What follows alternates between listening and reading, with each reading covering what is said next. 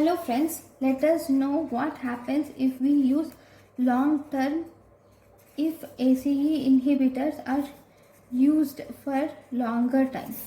Okay, use of ACE inhibitor for longer time. So this will increase the renal blood flow.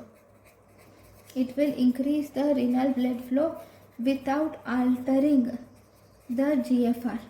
So as a result, this results in reduction in filtration fraction.